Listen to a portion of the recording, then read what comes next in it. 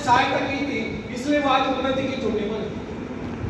Friends, यदि आपने या उन्होंने किसी दूसरों की सहायता नहीं की तो फिर किसी दूसरों से सहायता की प्रतीक्षा करो। ऐसे लोग केवल अपने गुण के कारण ही आगे बढ़ने से रह जाते। हर इंसान को चाहिए कि वह केवल अपने सहारे आगे बढ़े, लौटने के रास्ते से मुंह फेरकर बिना किसी के सहारे आगे बढ़ता चाहिए। आत्मनिर्भरता से तो मनुष्य की शक्तियां विराट रूप धारण करके प्रकट होती है। आत्मविश्वास ही सफलता की नींव है। इसी आत्मविश्वास के सहारे हम दूसरों की सहायता करने में सफल हो सकते हैं। एक बहुत बड़े प्रबंधक का, एडमिनिस्ट्रेटर का कहना है, मैं अपने बेटे को ऐसी कंपनी में नियुक्त करना चाहता हूं जहां उसे कठिनाइयों का सामना करना पड़े, क्योंकि इससे उसकी सहन शक्ति और कुशलता विकसित हो।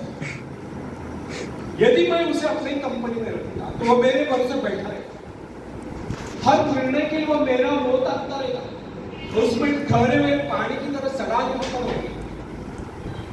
आप सभी जानते हैं, ठहरे हुए पानी पर मच्छर कुनकुनाते हैं, तो बहते हुए पानी पर राजहंस तैरते हैं। कितने सुंदर विचार थे उसके। अगर हम माँ बाप अपने पुत्र या पौत्री के लिए इस प्रकार के उच्च विचार रखते हैं तो वे अवश्य उनके भाग्य विधाता बन जाते। जो माँ बाप अपने बेटों या बेटियों को अधिक लाड प्यार से बिगाड़ देते हैं कि बच्चा जब चाहे स्कूल जाए, जब चाहे छुट्टी कर ले, जब चाहे कॉलेज जाए, जब चाहे छुट्टी कर ले, जब चाहे काम पर जाए, जब चाहे छुट्टी कर ले, तो ऐसे बच्चे भविष्य में कुछ नहीं कर पाते। उनका तो भविष्य नष्ट होता है। अपनी शक्ति पर स्वयं ही भरोसा करना पड़ता है। अपने कार्य स्वयं करने वाले सफल होते हैं। इसी से मानव के चरित्र का निर्माण होता है। जिन बच्चों को यह पता हो जाता है कि वे अपने माँ बाप के सहारे जीवित रह सकते हैं, वे अपने बल पर कोई भी कार्य समर्थ होकर भी कर नहीं पाते, वे वैसी कोशिश भी नहीं करते। जबकि उन्हें समझना चाहिए कि माँ बाप तो सदा के लिए उनके आश्रयदाता नहीं बन पाएंगे। एक दिन तो ऐसा आने वाला है जब उन्हें अलग अलग जीवन बिताने हैं। तब ऐसे लोगों को भयंकर मुश्किलों का सामना करना पड़ता है। इसलिए फ्रेंड्स, यदि आरंभ से अपने कार्य स्वयं करने की आदत डाली जाए तो यह आदत आपके भविष्य के लिए बहुत ही लाभकारी सिद्ध होगी। जब चाहे शक्ति के सहारे आप जमीन पर पांव टिकाकर आगे बढ़ सकते हैं। सफल वही होता है जो अपनी शक्ति पर भरोसा करता है। अपने काम स्वयं करने वाले ही सफल होते हैं। दूसरों के सहारे आगे बढ़ने वाले अक्सर दौर में फंस जाया करते हैं। फ्रेंड्स, जिस नाव की पतवार आपके हाथ में नहीं, वह नाव आपको पार करा दे, इस बात की क्या गारंटी है? आपका जीवन तो उसके हाथ में है जिसके हाथ में नाव की पतवार है। वह चाहे तो आपको डुबो दे, चाहे पार करा दे। फ्रेंड्स, जब नदी में बाढ़ आती है तब जो साहसी है, जिसे अपनी शक्तियों पर पूरा विश्वास है, वह तो तैर कर उस पार चला जाएगा। लेकिन जो डरपोक और कायल है, वह तो बीच मझधार में डूबकर अपनी जान दे देते। सहायता पाना और सहायता की प्रतीक्षा करना, दोनों ही बातें प्रगति की राह में बाधा है। अतः हर युवक या युवती के लिए आवश्यक है कि शुरू से अपने काम स्वयं करने की आदत डालें। अपने माँ बाप आदि लोगों की शक्ति से विश्वास हटाकर केवल अपनी शक्ति के बल पर आगे बढ़ने की कोशिश करें। जिस क्षण आप बाहरी सहायता लेना बंद कर देंगे, उसी क्षण आपके भीतर आत्मनिर्भरता का अंकुर फूटते हुए महसूस होने लगेगा। स्वयं कार्य करते समय यदि आप असफल भी हो जाते हैं तो बिना उस असफलता को घबराए तुरंत उस कमी की खोज कीजिए जिसके कारण आपको असफलता मिली। और जैसे आप उस कमी को खोज निकाले, तुरंत उसे दूर करने के प्रयास में जुट जाइए। आपका वास्तविक आदर तभी होगा जब आप एक सफल व्यक्ति के रूप में दुनिया के सामने होंगे। मगर यदि आप एक व्यक्ति के बाद दूसरे व्यक्ति के आगे हाथ फैलाना शुरू कर देंगे तो लोग आपको मंगता या भिखारी कहेंगे। अतः आप ये प्रण कर ले कि आपको केवल अपने भरोसे जीना है, ना कि किसी की दया पर। क्योंकि बाहरी सहायता किसी किसी वक्त में वरदान सिद्ध होती है, अधिकतर समय अभिशाप ही सिद्ध होती है। फ्रेंड्स, बाहरी सहायता मनुष्य की काम करने की गति को मंद करके शरीर में सुस्ती ला देगी। आप ऐसे लोगों से मैत्री कीजिए जो आपको जीवन में आगे बढ़ने की प्रेरणा दे।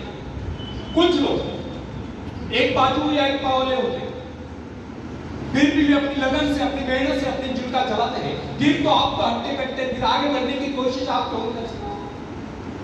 मैं एक ऐसे व्यक्ति को जानता हूं जिसका एक बार किसी रेल दुर्घटना में कट गया था।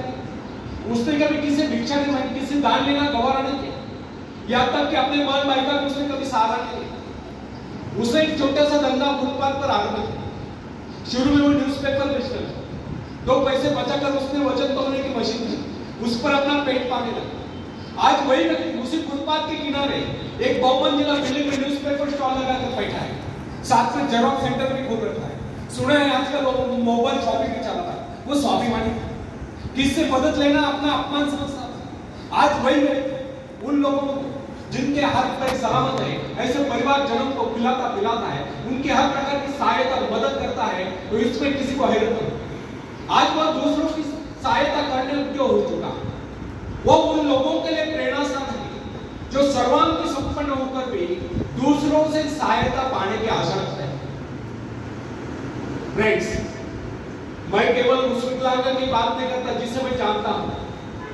इस संसार में ऐसे बहुत से विकलांग लोग हैं जो अपनी हिम्मत से खुद भी खा रहे और अपने परिवार को भी पाल रहे। ऐसे स्वाभिमानी, मेहनती, आत्मविश्वासी और साहसी लोगों को अपनी जीविका चलाते देखकर हमें स्वयं के विषय में सोचना चाहिए कि क्या हम पूर्णतः स्वस्थ हैं, साथ ही सभी अंगों से युक्त तथा शरीर से चुस्त मस्त होकर भी क्या हम अपने आप को समस्त समझने का अधिकार रखते हैं? यदि हाँ, तो फिर किसी दूसरों से सहायता की प्रतीक्षा करें। कोई भी स्वस्थ तथा सर्वांग संपन्न व्यक्ति तब तक अपने आप को समर्थ समझने का अधिकार नहीं रख सकता जब तक वह समझते हो किसी के अधीन है।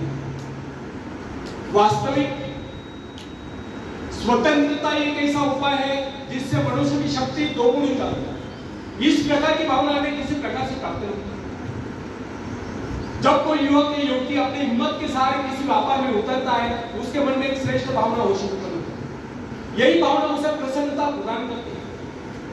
इससे पहले किसी के अधीन न तो चाहे वो कितना ही बड़ा कारोबार तोड़े हो चुका, परंतु उसे स्वतंत्रता से अपने आत्मविश्वास के सहारे साहस के साथ काम करने में एक नए आनंद का एहसास होता है। फ्रेंड्स, जब सागर शांत हो तो जहाज के चालक को अधिक होशियारी से जहाज चलाने की आवश्यकता नहीं पड़ती, लेकिन जैसे ही तूफान आता है और जहाज डूबने का खतरा पैदा होता है, तब यही चालक या कप्तान अधिक सावधानी बरतने लगता है। जब जहाज में सवार सभी लोग घबरा रहे होते हैं, तब यही कप्तान मुस्कुराता हुआ अपनी संपूर्ण योग्यता को काम में लाता हुआ जहाज को डूबने के संकट से बचाकर सही सलामत ले जाता है। वास्तविक ऐसी योग्यता की परीक्षा दुख और संकट के समय में। जब कोई इंसान थोड़ी पूंजी लगाकर अपने व्यापार का विस्तार करता है, तो उसे वर्षों तक कठोर परिश्रम करने पड़ते हैं। इस परिश्रम से वह कुछ कमाने को होता है। यह परिश्रम ही उसके विजय का प्रतीक है। अपने ग्राहकों को शब्द जाल में फंसाकर वो अपने व्यापार को बढ़ाता है और एक दिन सफल व्यापारी बन जाता है। बाद में छोटे मोटे कारोबार संकट उसका कुछ नहीं बिगाड़ता। जो लोग इससे पहले उसे कम पूंजी वाला समझकर उसका मजाक उड़ाया करते थे, आज वही लोग उसकी सफलता की प्रशंसा करते नजर आते हैं। इसे कहते हैं अपने हाथों अपने भाग्य का निर्माण, आत्मशक्ति का चमत्कार। फ्रेंड्स, जिसके पास धन की शक्ति हो, उसे शिक्षा प्राप्त करके या विद्या प्राप्त करके आत्म विकास करने का अवसर कहा है। वह तो धन की शक्ति पर निर्भर होकर नहीं सोचता रहता मैं चाहूं तो विद्वानों को खरीद सकता हूं। लेकिन फ्रेंड्स, जो विद्या प्राप्त करना सबसे जरूरी समझता है, वह रात भर अध्ययन करता रहता है, क्योंकि उसे पता है कि उसका कोई सहारा नहीं। सहारा बनेगा तो वह उसका अपना स्वयं का ज्ञान। जिस आदमी को पता हो जाता है कि उसे बाहरी सहायता मिलना बंद होगा, वो या तो अपने पांव पर खड़ा हो जाएगा, गिर जाएगा। वास्तव में उस समय उसे बहुत ही कठोर परिश्रम की आवश्यकता महसूस होती। असफलता के कलंक से बचने के लिए उसे अपने व्यक्तित्व की रक्षा करनी चाहिए। ऐसे लोग अपने आत्मविश्वास की शक्ति के बल पर दिन रात कड़ी मेहनत कर करते हैं और सफल हो जाते हैं। फ्रेंड्स, जब मनुष्य